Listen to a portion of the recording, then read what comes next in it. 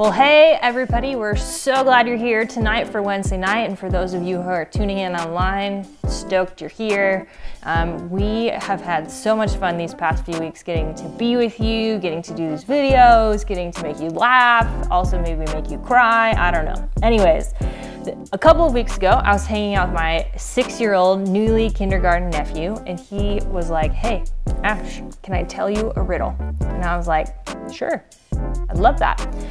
He, is a 6-year-old, so his riddles are basically like, it's a red thing you can eat with a green top. And I was like, an apple? No. A tomato? No. A strawberry? No. And then I was like, I don't know. He's like, a red pepper? The kid's never eaten a red pepper in his life. How does he know that? Anyways, to start our night, I want to give you guys a riddle that you can talk amongst yourselves, try and figure out, and maybe I'll give you the answer. It goes like this. You see a boat filled with people. It has not sunk, but when you look again, you don't see a single person on the boat. Why?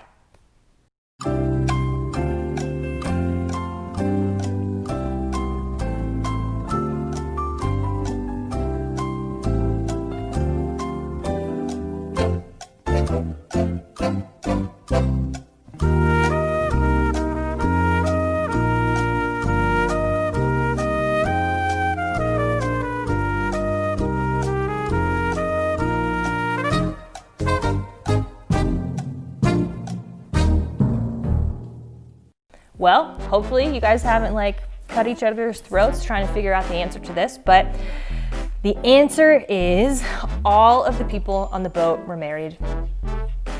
Maddening, I know, but that's what riddles are. So hope you have a great night. Can't wait to see you soon. ¿Qué pasó, club? It's Alan with tonight's game, doing just a little bit of flip cup action. Your room should be outfitted with the proper cups. If you don't have a table, use whatever you can, whether that's stairs, the pews, you name it, get creative. But basically we're gonna do 2 rounds tonight.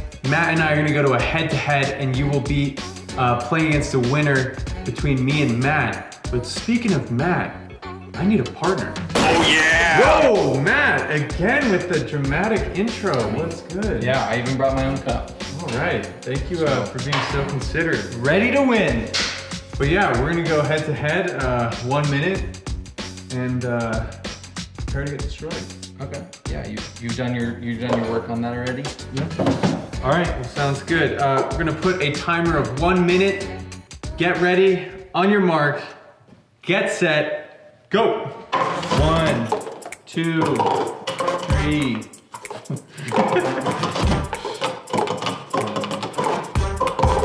Oh gosh. I was in college. I should be good at this. There we go. Speak it into existence.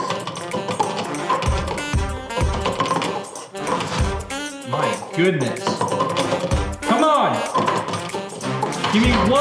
Oh. Oh. I quit.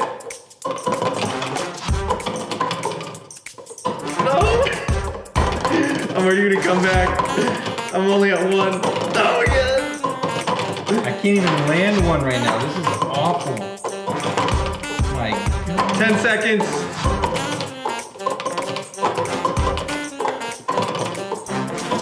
Oh my I God. need to get 1. Just give me 1. And stop!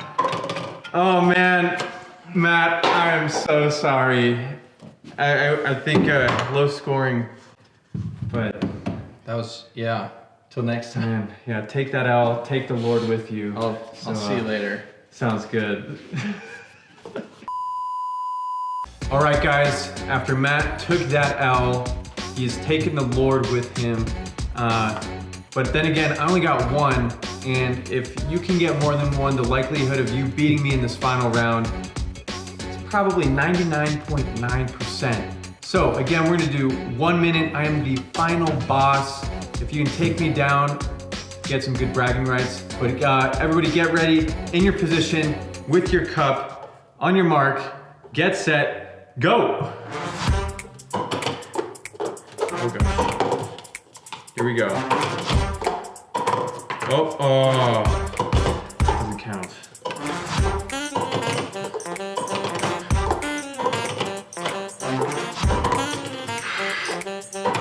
struggle, everyone.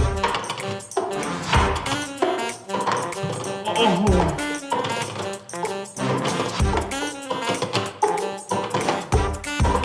Man, if you guys have one, I'm telling you, you're probably beating me, but I'm about to mount a surreal comeback right here.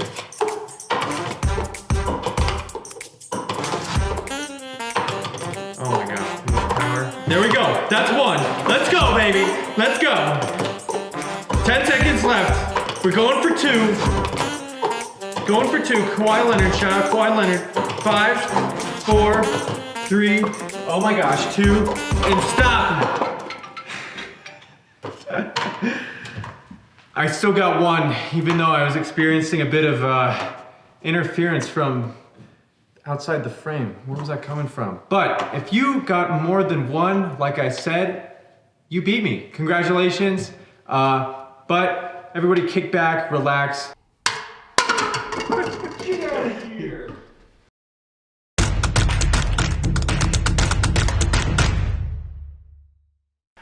All right, for this week's announcements, we got a lot of really good stuff. So, first one being October 2nd, we're doing the high school overnight. So, save the date, you're gonna wanna be there. It's awesome, it's gonna be a lot of fun. So, October 2nd, save the date. The next one, if you're a senior out there, this is the senior event to be at. It's Odos, October 23rd, 24th. We'll get you some more details. Feel free to ask your leader if you have any questions, but that is the event to be at as a senior, so save the date for that.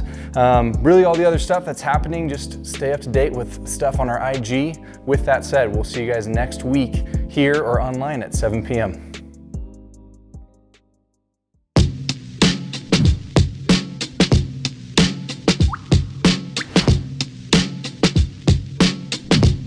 You are watching a master at work.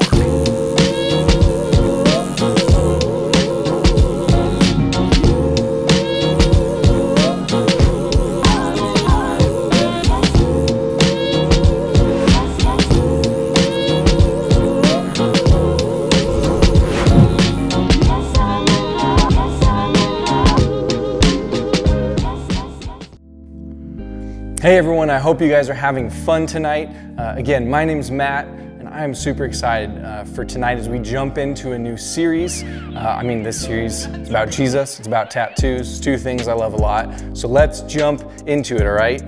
This series is gonna be going on for a couple weeks, and so what you're gonna experience is it's the fact that tattoos are permanent marks, right?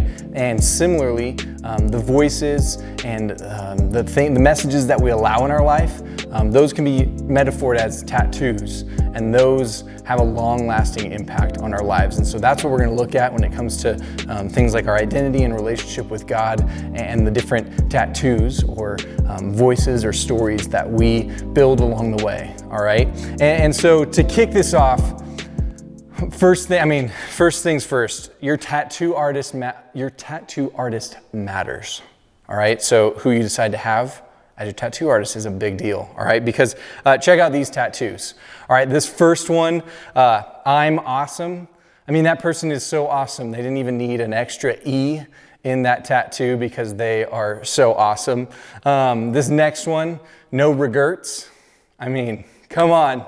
There is no regrets in that tattoo whatsoever.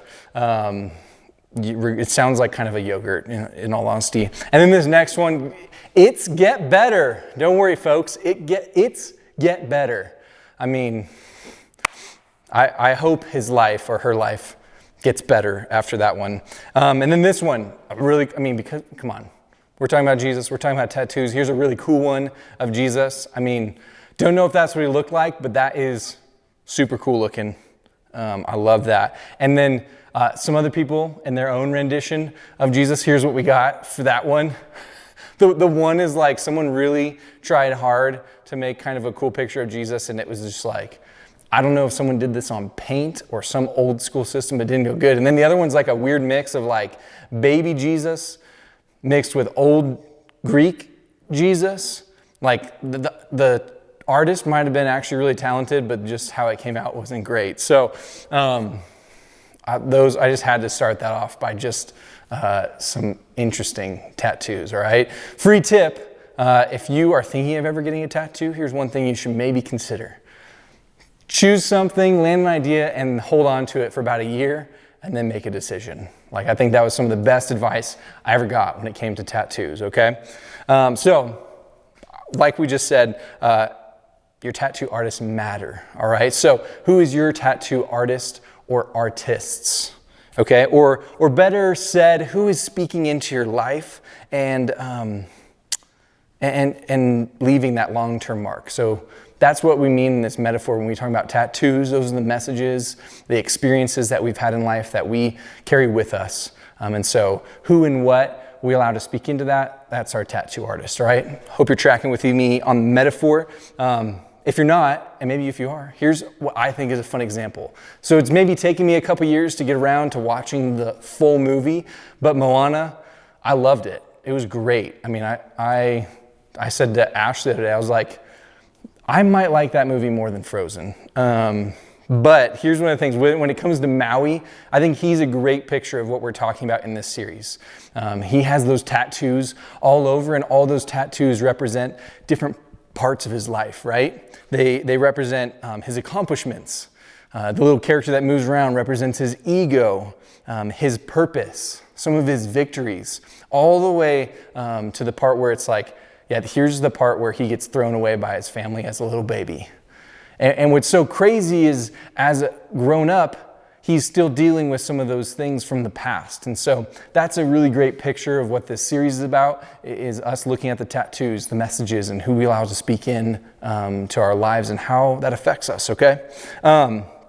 So that's kind of the Moana portion of things with Maui. And here's the thing. Sometimes our tattoos are created from really great truths, and then other times they're created from things that are more challenging, from things that were painful, from things that happened that maybe were done to us. And they play out in negative ways, and sometimes they play out in really positive ways, and life goes on, all right? So for me, if I was to give you a look at what my tattoos might be of my life, here's some things we would see. My faith, believing in Jesus, that'd be one of them. Ash, my wife. You guys as students are another one. My friends, my parents, and how I was raised. Both some of the bad experiences of life would be showing up, and then some of the really special ones. I think for me, I got made fun of a lot in middle school and high school, so that shows up in my tattoos. This one kind of goes both ways. I got most improved. I think I got it all 4 years of my high school basketball career. Like, at the end of the season, they hand out these awards like, Matt, most improved. And I'm like, is that a good thing or a bad thing? But I got it 4 years in a row, and so sometimes it might be, I'm actually not good enough to do these different things. And then on the positive side, it's like, well, I do have a track record of being able to improve and lead into things, so I can do this. So that one has both positive and negative, and the list goes on, all right? So maybe for you, here's a couple things, and I want you to kind of keep building what it is that your tattoos might be when it comes to your life. But things like sports could be one, could be success, whether academically or sports, or with music, you name it. It could be a boyfriend, girlfriend, your parents, your friends. There's a lot of different life experiences, like popularity builds into that. Maybe things on social media. Maybe for you it's money or the lack of money. All of those different things can start pouring into the different tattoos, the different stories and messages that are a part of our lives, right? So I want to elaborate a little bit more, and I want to jump into this story about Moses. And Moses is a character in the Bible that we get to hear about. And so the crazy thing when I was just crafting this, I knew I was talking about Moses. I didn't know I was talking about Maui. And the similarity between them is kind of wild. And so just hang with me, because we'll jump into this. But here's a little backstory of Moses. When he was born, the Israelites, which is who he was born to, was like into the Israelite nation, they were slaves in Egypt. And at the time, the Pharaoh who was reigning was like, the slaves are getting too populated. We got to figure out some way to slow him down. And so he put out an order that all the boys being born needed to be killed. The girls could live, but all the boys being born needed to die. So that's what Moses was born into. When he's born, his mom takes him and puts him in a basket and sends him down a river, which I was like, again, that's kind of weird. Maui was thrown away as a baby. Moses was, okay? You see what I'm saying? And so Moses then floats down the river. He gets picked up by the Pharaoh's daughter. The Pharaoh's daughter takes him and raises him in the palace. So like Moses all of a sudden gets a whole new opportunity of life. He would have grown up, if he survived, as a slave, and now he's living in royalty. He's given a different chance. Again, kind of like Maui and Moana, right? And then Moses grows up. He gets to be in charge of some different things. And one day he comes across a guy, a guard who's beating on a slave, and he kills the guy. And long story short, Pharaoh finds out, tries to kill Moses. Moses runs away. And Moses runs away to this place called Midian. And when he gets to Midian, essentially that's where he calls home for like 40 years. He grows a family and he becomes a sheep herder. All right. And so one day while he's sheep herding, and by the way, we're not going to get into this, but if you go further into the story, like Moses is a part of the plagues that essentially lead to the Israelites being released by Pharaoh. Again, that's kind of creepy, freaky Moana, like Maui Moses mix. All right, you're tracking with me. I'm done with Maui, all right? I promise. So Moses is now in Midian. He's out shepherding his sheep. Such an interesting phrase to say, but he's shepherding his sheep, and all of a sudden he sees a bush. And not just any bush, the bush is on fire, all right? And not only is it on fire, but it's not burning. So it's on fire, but it's staying normal. If I was in this situation, I'd be like, what did I just eat? Because I think I'm about to die. Like, this is not good, all right? And so Moses gets closer to this burning bush, and the next you know, he hears God. I'd be like, surely I just died, right? But God's like, Moses, come over here. Come over here. I want to chat with you. And pretty much what happens at this point in time is God's like, hey, I hear the cries and the pain of your people, aka the Israelites, and I want to help them out. And here's how I want to help them out.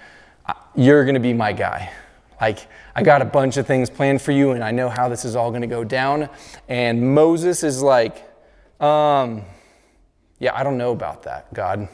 Like, that doesn't sound good. Like, this is exactly what he says, all right? God says, and he's talking to Moses, it's time for you to go back. I'm sending you to Pharaoh to bring my people out of Israel, out of Egypt. Moses answered God, but why me? What makes you think that I could ever go to Pharaoh and lead the children of Israel out of Egypt? I don't know what my response would be in that moment, but I think I'd just be happy that I'm not dead and that maybe I might be doing something different with my life. But here's the thing, looking at Moses' response, like he's having a crazy encounter and then he's like, but why me? Like, I don't understand. Maybe he's like, I'm the guy who was given away by his parents, who was still an outcast when I grew up in the palace because I didn't belong there. And now I'm a part of this other country that I still don't really belong here. Who knows what he was thinking, but here's the thing. I think in that answer that Moses gives is he's living out of the listening to the tattoos and the stories that he's come to believe that actually aren't true. All right? And God then tells Moses a bunch of other things of like how he'll be with him and help him out and that great things will happen. And we fast forward just through those verses and Moses asks 4 different questions similar to the first one. And if I simplify them, we heard the first one already, which is like, why me, God? And the second one is like, well, what if they don't believe me when I go talk to the Israelites and say that you've sent me? What if they don't believe me? And then what if they, like, what do they think about me? Like, some crazy God's talking to them, and why should we listen to him? Like, what will they think about me? And then the fourth question he said was like, well, God, I can't talk very well. Like, I have a stutter. I don't communicate well. What about that?